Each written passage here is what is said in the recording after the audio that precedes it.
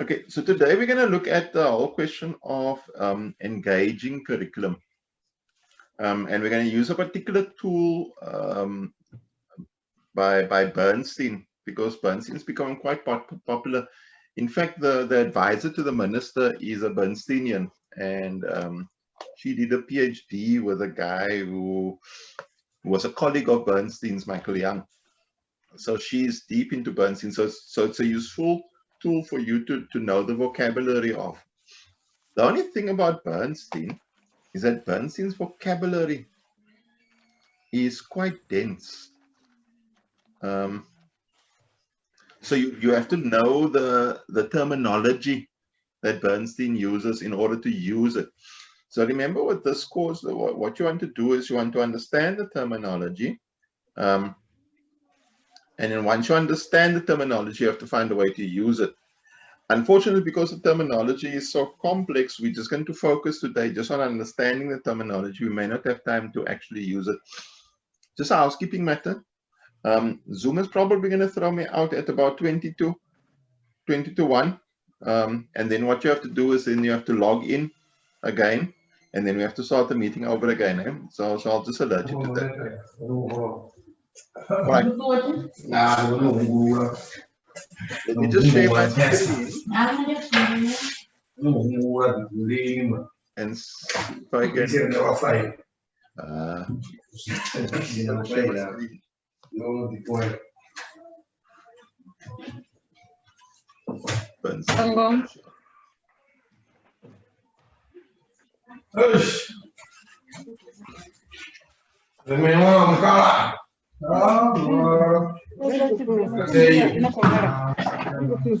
Okay, can you guys see that?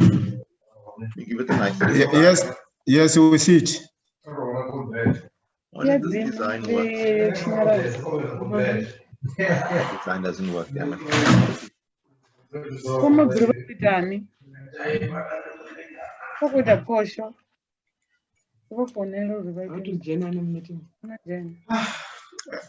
Get a better design for you guys. And other designers built. The one of a push up. Badumi, you got to a push up. It only mute, it only mute up. All right. Bernstein in a nutshell. Now, what we're going to try to do, guys, is to. I can't see you guys. We're going to try to look at some of the words that Bernstein uses, because Bernstein can be quite complex in terms of what is it exactly that he's trying to say. You must shout, I can't see you on my screen, so please let me know if you need me to stop. Now, what Bernstein did is he tried to say that we make curriculum choices all the time, but we're unconscious of those curriculum choices. And he's saying that those curriculum choices have particular consequences. And so what he wants to do, so he introduces what he calls a language of description. And he often uses this thing. It's a language of description. He's developed a language to describe what is happening when we do curriculum. And so what we're going to do in this session is to understand his language of description. And we're going to look at 3 things. We're going to look at his notion, actually 4 things. We're going to look at his notion of classification and framing.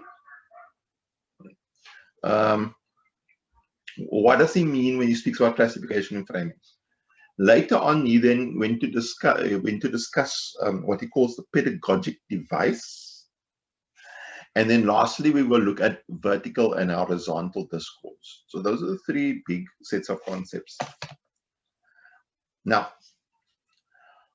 the main function, and I haven't taken Bernstein himself. I've taken somebody who uses Bernstein. So you have an article of Robertson who describes Bernstein in the Tibet context. But what he's saying is that classification, framing, and the pedagogic device identify, and here's the word, discourses that are privileged and discourses that are disadvantaged in TVET policy. And not just TVET across education as a whole, but we're looking at TVET policy. So when we say a discourse is a way of speaking about something. It's a rhetoric. It's a particular ideology. But it's an ideology that's supported by particular languages. Right? So which languages and which vocabularies, which ways of speaking and thinking about TVET is privileged, which one is given a lot of status, and which ones are disadvantaged when it comes to TVET policy. Right. So he gives us a language of description. Sorry, let me just let Rachili in. Hi Rachili, are you in?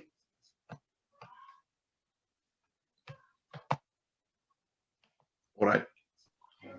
So let's look at some of the words that Bernstein uses.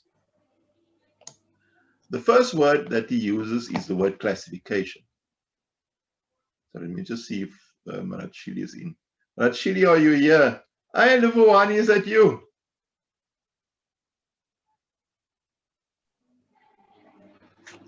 Yes, Hi, I'm here, Tim. Luvuani. Is that you there? How are you doing? Okay, so interesting. Hello. How are you doing? I'm well, Tim. Good, man. Good to see you. So the first word that he uses is the word classification. Now, what I want you to do is to have a look at what do you think classification means. Just have a look at that phrase, and I'm going to ask you what do you think that means?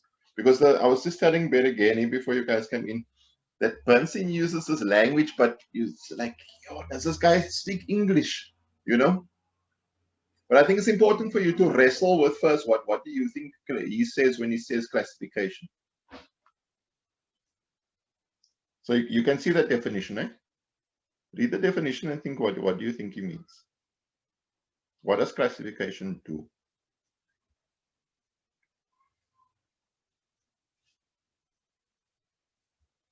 Kumuleni and Livuani can at least speak to each other.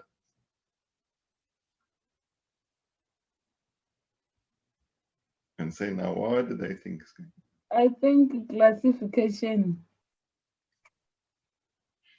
is how we classify different categories. Mm-hmm.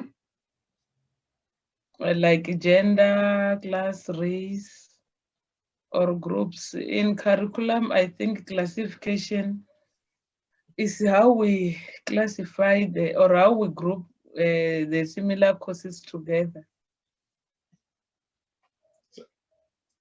Good start. Have a look at the definition that he's using. What is he saying?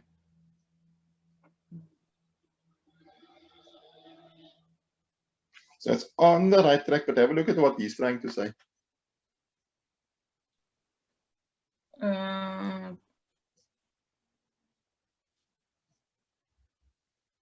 It said classification describes the means by which power relations are transformed into special discourses. And my first like response, power. So that's what he says. But what does he mean? It's the first time I read that's like, huh? What does he mean when he says that? This is a classification. When it says, yeah. When it said describe the means of which power relations are transformed into special discourses. So what does he mean when he says that?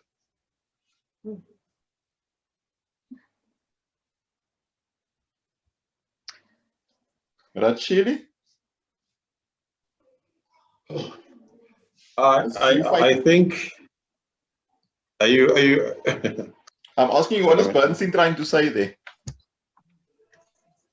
I think what he's trying to say is we classify people according to their different gender, their different categories, and this will have an effect in the environment that they live in, because if we are classifying people, for an example, from the rural area, let's say this is Bernstein College, and we classify people who are of the same knowledge,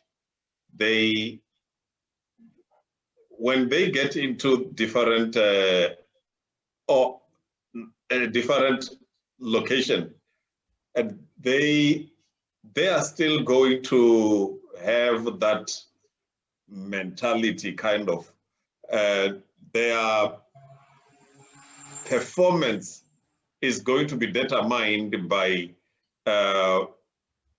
where they come from, their race, and the class. That's what I'm thinking.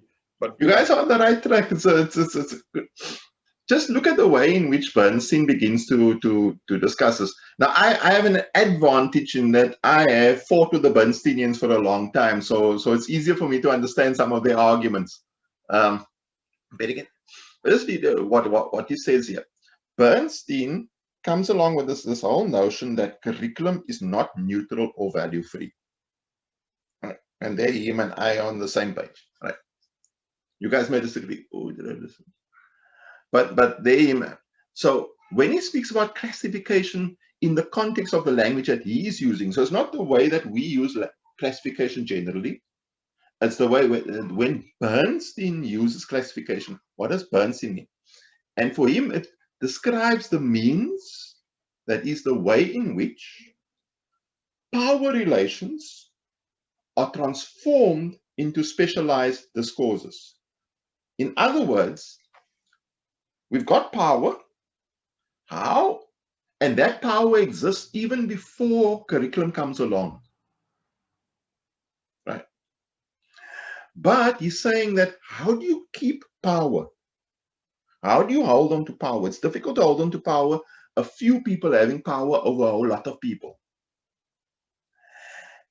And so what he says curriculum does is curriculum helps the powerful to maintain control over the powerless. It plays a particular role. And he says that the way in which it does it, and he describes, what he goes ahead is he then describes how curriculum keeps the powerful powerless, keeps the powerful powerful and the powerless powerless. And by describing it, he says we can then begin to disrupt power. If we understand how power works, then it gives us an opportunity to, one, understand power, and two, to disrupt power. So he says that power relations, the fact that some people control the factories, the farms, and etc., and the state apparatus, they use this power and they translate it into a curriculum which makes people subservient to the power relations. Right. So in other words, it describes the mean by which power relations that already exist are transformed into specialized ways of speaking. So in other words, what he says below, power relationships, they create boundaries between different categories of people. They legitimize boundaries between categories of people, and they reproduce boundaries between different categories of people. See how complex the definition is. Creates, legitimize, reproduces. So it's a lot in that one sentence. There's a lot in that. That's why it's so compact. His reading is, Bernstein's writing is very dense. Right? In fact, lots of academic writing can be very dense. There's a lot in that sentence. Now, what he's saying is that, for example, just to give an example of how power relationships operate. So what we do is by saying that there's something like TVET and there's something like academic education, we're saying that there are two different forms of education, right? That's the first thing we do. So by saying that there are two different forms of education, we are creating a classification, we are creating two categories. So you are an academic student and you are a TVET student. Okay, so we're creating two categories. Now, can we use those two categories to create distinctions between the people who occupy those two different categories? So TVET students are for working class people, right?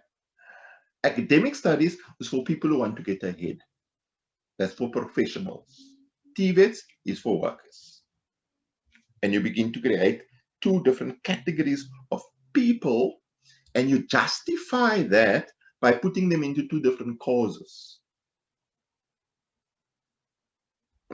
So in that way, instead of curriculum creating more equality, curriculum is used by powerful people to create distinctions between people and to classify them in particular ways. And then you say, no, TVET studies for people who only want to work with their hands. They don't need to understand broader society. Academic is for professional people. These are the people who are going to run the factories. They're going to manage everybody else. The TVET people are going to work for the people who manage. And you almost build it into your understanding of how TVET operates. So TVET operates in certain ways which legitimizes the fact that certain people are more equal than others. So you're saying, no, he doesn't have a qualification. And because he doesn't have a qualification, therefore he cannot be this. He cannot become a manager because he doesn't have a classification. So you create divisions between people with TVET and not TVET. And the other way you create divisions is also vertically. So if you have a doctoral degree, you can do some things, but if you have a master's degree, you can do other things. If you have a degree, you can do certain things. So you build divisions between people up the ladder as well. So the further up the ladder you go, the more divisions, the more you become more and more part of the elite society. Right? So you can't become a social worker. You can't fix yourself because you do not have a doctor. You are not a doctor. Right? So in this way, you build classifications vertically and horizontally between people as they go up the ladder and between them as they go. So for example, you say, no, you can't conduct critical thought because you are only an NQF level 1. NQF level 8 is when you start thinking critically. But we know that NQF level 1 people think critically already. Right? But we're saying, no, that is not for you. You can't become a social worker because you don't have a social work degree. You can't do social work because you don't have a social work degree. You can't fix yourself because you are not a doctor. So we create certain forms of expert knowledge which makes divisions and categories between people. And because we accept this as natural and school teaches us that this is natural, we then legitimize the existing power relationships. We don't look at the fact that only certain people from certain backgrounds can become doctors because they have got better education, all those kind of things. We don't look at that stuff. Right? So it's a particular way in which to legitimize gender, class, race, and to legitimize different agents as to who is allowed to act and who is not allowed to act. So that's the big concept. So it's a hugely political concept where it says that power relations, that curriculum is used to support power relationships, existing power relationships of race, class, and gender. It's used to support existing discourses. And he says that the way in which you do that is by the second thing. So I try to draw a diagram. I'm not sure how successful it was. So we think that all people are equal. He's saying, no, no, no. In reality, power separates people. Right? So people are not equal.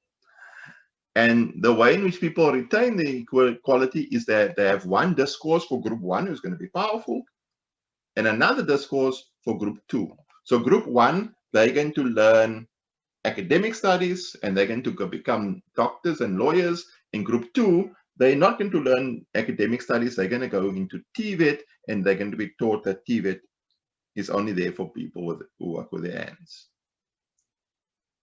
All right. So there's two different discourses.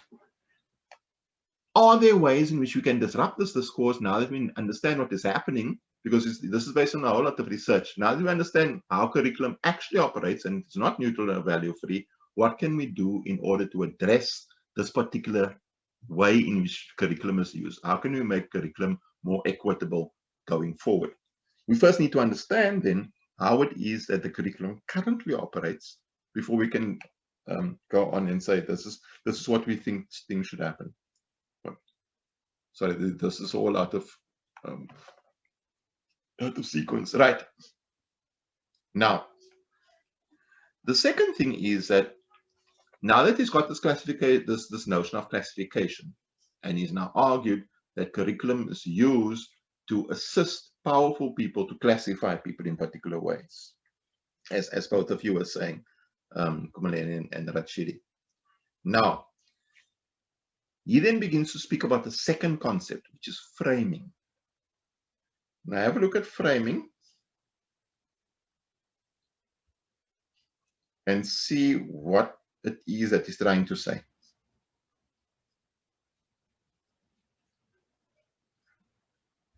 I wonder if I've got the word discourse.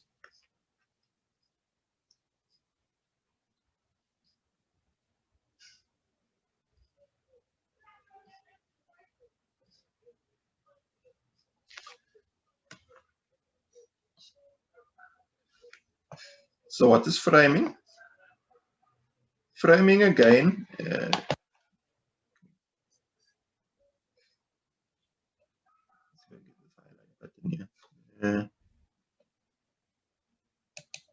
this thing work? No, sorry.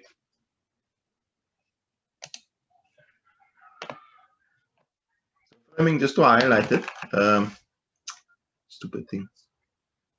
Can you see? Refers to, this is how a definition normally works, right? Framing refers to, and then they give you a noun. Refers to the nature of control. All right. You see how it's starting to work. He says, how is the nature of control? How is control exercised? And it's not the same in each instance. So you're going to have to look at your curriculum and say, how is control exercised through your curriculum, right? In order to achieve this discourse, in order to achieve this understanding that will make people subservient, or will make them understand or accept the status quo, and to make the status quo seem natural, right? And the things that he does is he suggests, and I'll come back to this, he suggests that how framing is done is that it's framed, how does content be, how is it selected? How is it sequenced? How is it paced? What criteria are used? So how these things are done helps to create control over the social base, right? The social base is, remember those two groups of people? How do we use curriculum, and how is control exercised through the curriculum to control social base number one and social base number two? Different classes, different curriculums, different people. So for example, and this is the conversation of the hidden curriculum that we were having earlier on. When I was young, at white schools, what was happening is they were training all white kids to become bosses, right? And that was done in a particular way.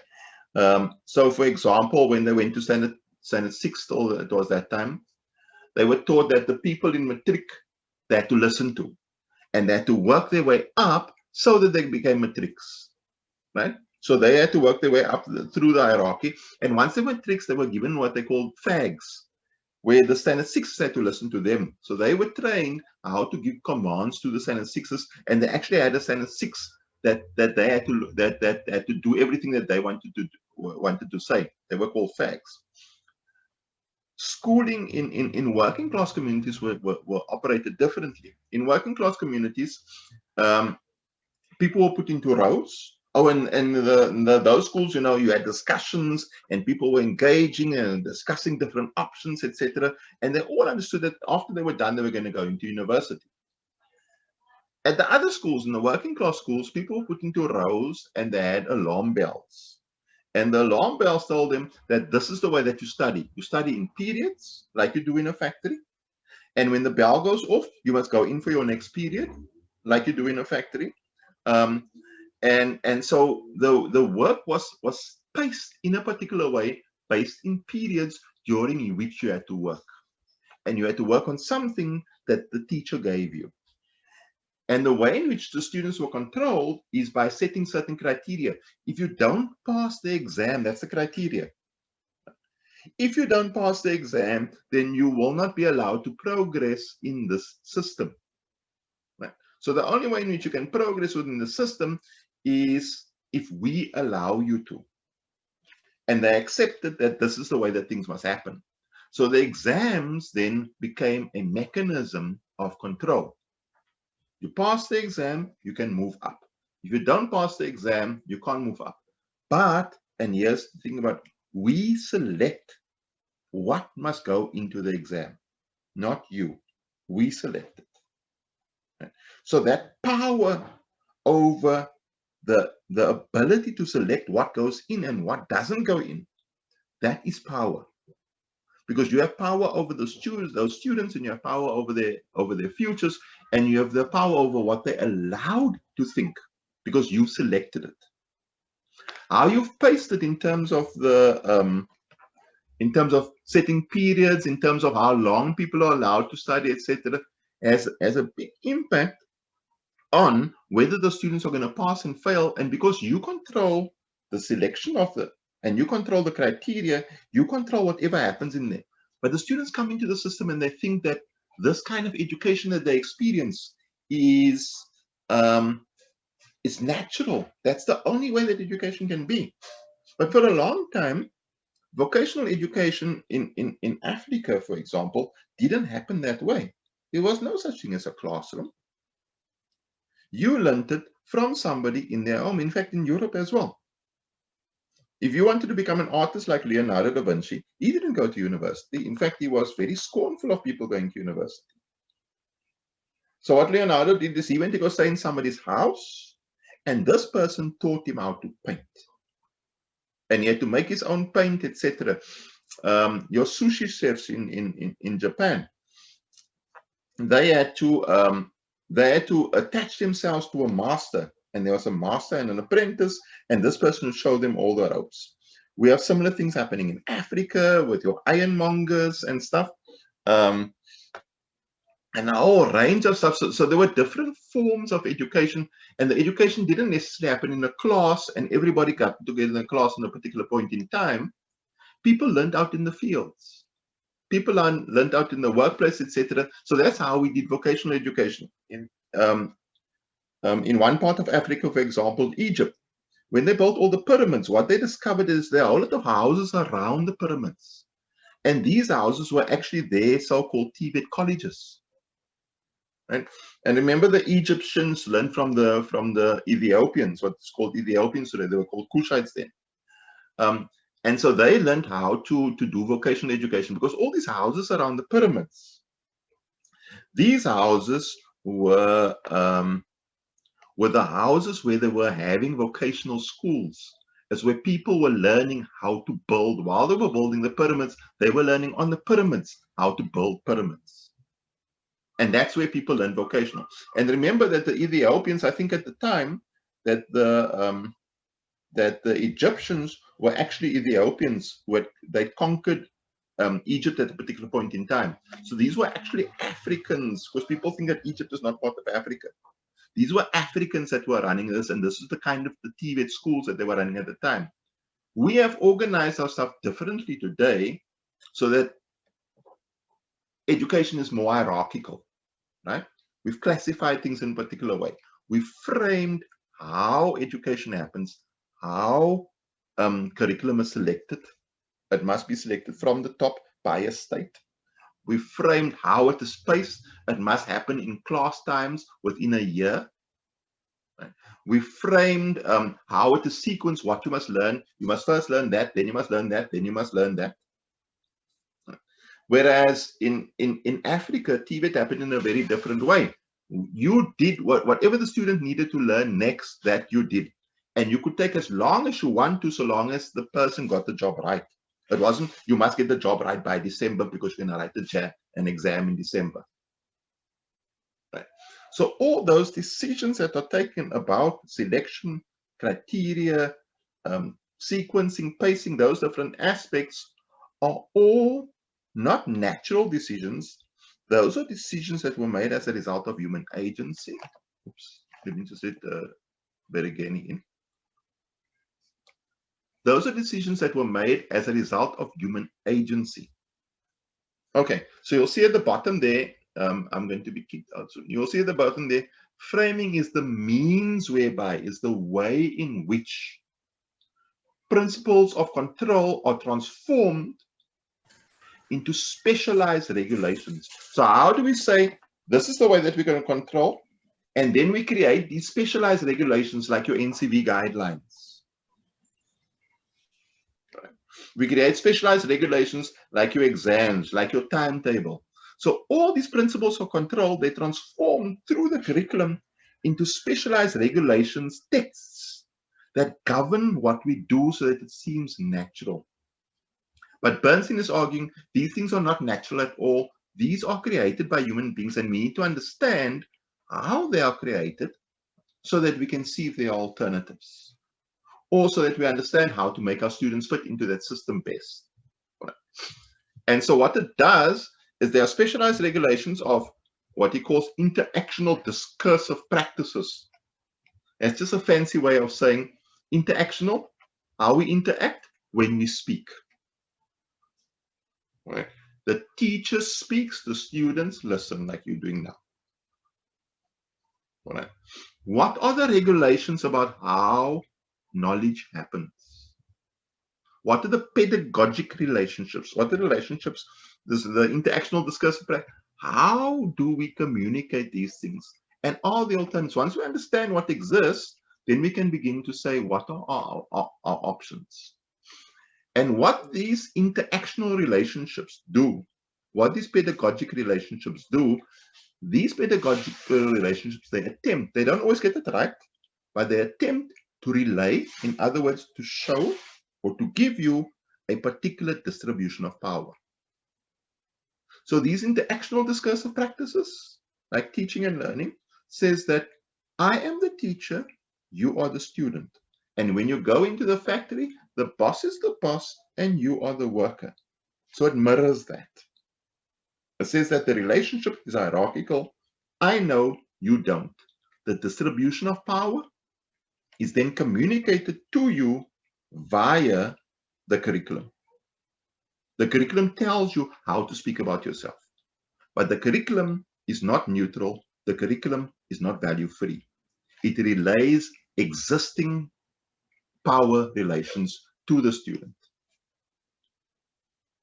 It tells the student who may think, who may not think, right? What you may think, and what it is that you learn. And different groups, when you're doing the going back to classification, right? Different groups have their power relationships framed differently. So in school, you can learn something for a year. In NATED, you learn it for 3 months. Right? So the sequencing, the pacing is different.